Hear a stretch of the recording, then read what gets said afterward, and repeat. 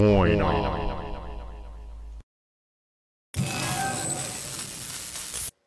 Hello YouTube, this is Robert with Coin On. Okay, today we're going to continue our relief efforts. I'm going to show you some videos. This is another area of town where they were literally totally underwater. 2-3 stories were underwater, houses were washed out, everything. I am still accepting donations. We take and we send 100% of the donations there. In fact, I've taken, and as I've said, I've pledged $1,000 of my own money. And other than fees that it costs to transfer money, 100% goes towards the relief fund. So you're going to see a lot of, well, just a lot of devastation over there. So let's get started.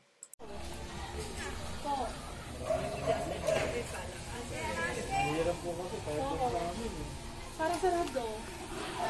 Puntahan ko na lang din. Pero parang sarado. Pero nandiyan sila, sino ka dyan, no? Hindi, wala na yung putik.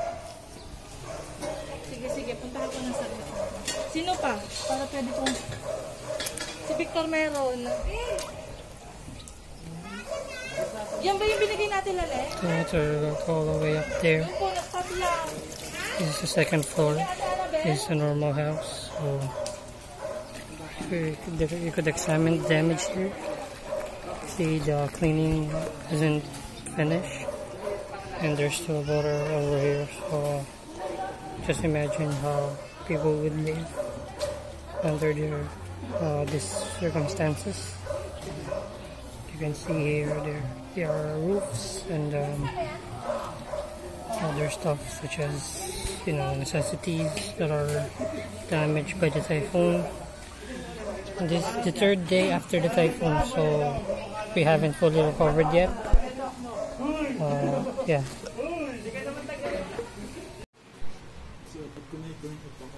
Here you can see some of the food containers they use to transport the hot foods for the children in. Yan po yung magdodonate. Those are friends of my son, and they are the Lakbay Trip group. They helping my son for the feeding program for the kids who was affected on the typhoon. May lason. Ilang piraso na nila yung sa stag sa...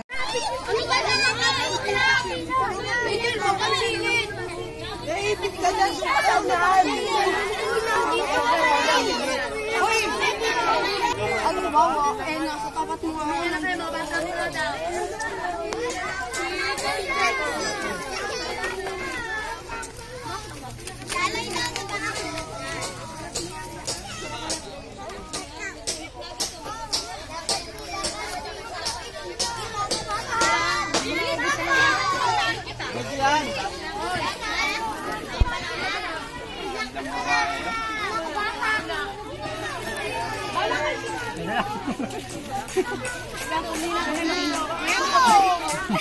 Ang dumugli, magtatae. Ay, pumilat! Pila na yun! Eh, bigyan mo kasi si Ella yun, ha? Nag-aaway ka sa pilay. Ella, ito na si Ella, oh!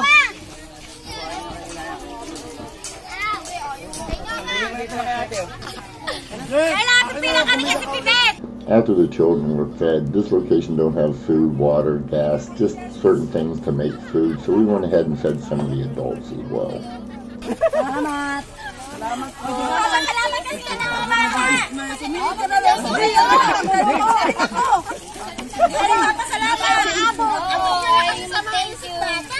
Ito muna, nangungunay. Ayan muna.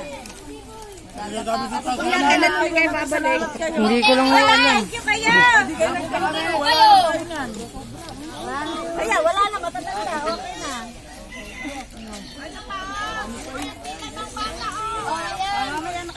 Mamaya na mga bata, matanda muna. Masaan dito kami? Gutom na ba kayo? Opo! Magsahin na kayo. Tama na yung sa Leslie. Tama na yung walang brasuhan.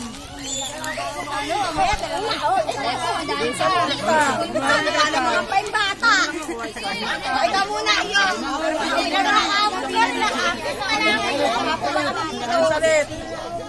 Salit. Okay na, Rhea. Hindi na maingay. Oy. Ito muna, ito muna.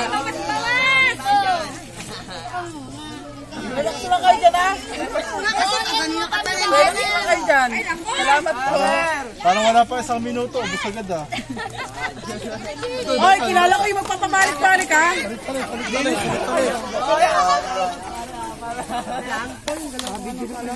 Ha?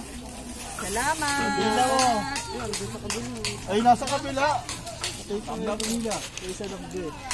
Alright. Nagugutom. May matitira sa amin, Jessie.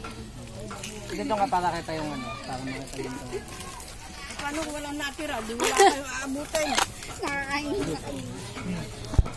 bakit yawan? Oy, sa pila pa, abot pa. Oy! Bukod pa dyan sa kanin.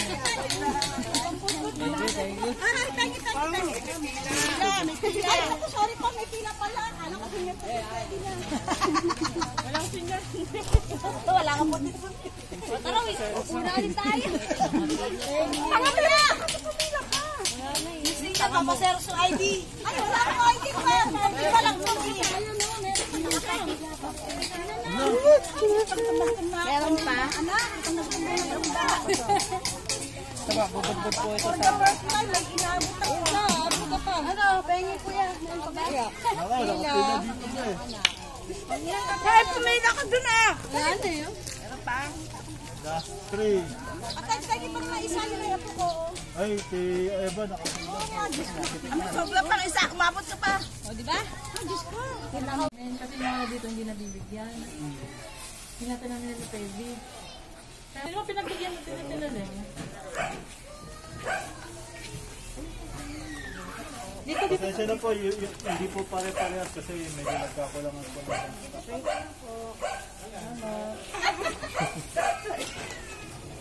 Misyo! Siya kaya? Tama, tingin. Misyo! Wala ka na lang dito eh. Nakalista ka na. Ay, si Pevy. Ay, kay Cindy. Si Pevy, nakalista kayo Cindy. Bibigay naman.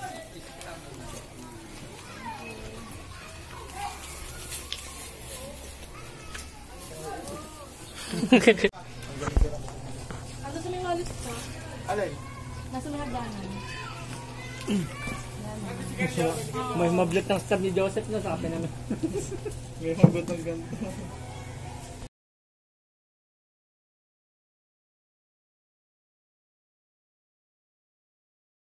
Okay, everybody, I was sent over 50 photographs of them taking and doing the food relief. I'm just going to put a few here just to end the program. And also, I would like to point out the last couple photographs are of the volunteers who helped. I'd like to thank Paul, Eon, and all the other people who have helped the Coin-Op to make this operation successful, and we'll probably have more to come.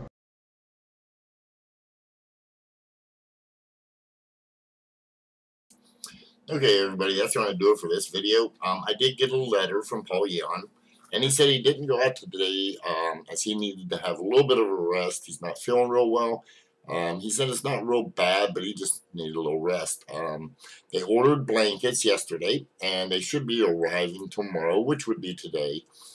And he said that they're going to take in, apparently there's been a few other people who have donated $123.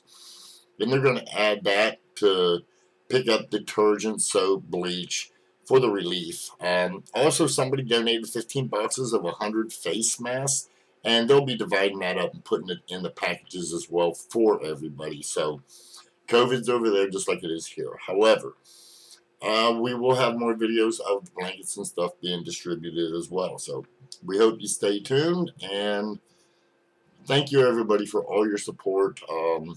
I'll be taking it, well, just thank you for all your support. Have a good day, and we hope you enjoyed the video. Thank you.